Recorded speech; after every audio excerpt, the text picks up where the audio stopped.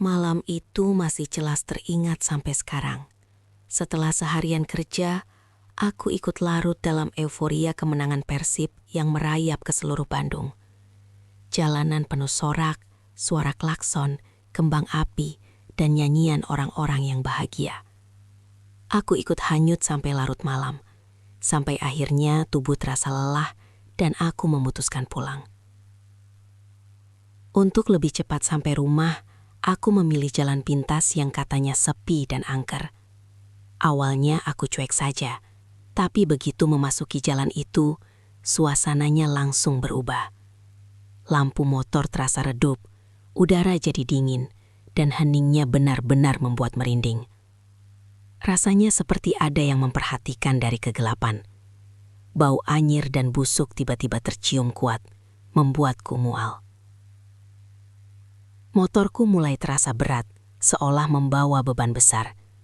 Di depan, berdiri sosok perempuan berambut panjang, memakai pakaian lusuh, menghadap membelakangi jalan. Aku melewatinya sambil pura-pura tidak peduli. Tapi ketika sekilas melihat spion, aku seperti melihat sesuatu duduk di jok belakang. Saat ku toleh, tidak ada siapa-siapa, tapi bau busuk makin menusuk.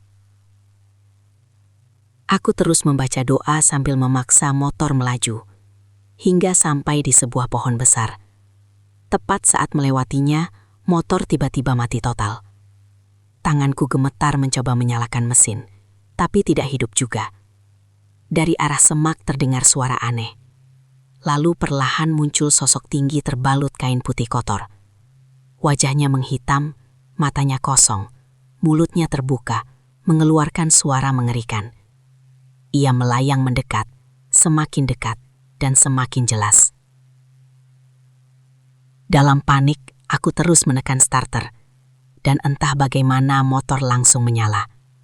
Tanpa pikir panjang, aku tancap gas sekencang mungkin. Aku tidak berani menoleh ke belakang, tapi suara mengerikan itu seperti masih mengikuti. Saat sekilas melirik spion, aku melihat bayangan putih berdiri di jok belakang. Aku langsung mempercepat motor sampai keluar dari jalan itu dan masuk area yang ramai. Saat berhenti, sosok itu sudah hilang, tapi di jok motorku tertinggal tanah basah seperti bekas seseorang berdiri di sana. Esoknya ketika dicek ke bengkel, motor dinyatakan normal tanpa masalah. Sejak malam itu, aku tidak pernah lagi berani melewati jalan pintas tersebut. Konon katanya, di bawah pohon besar itu ada makam lama. Tapi kalau dicari, makamnya tidak pernah terlihat.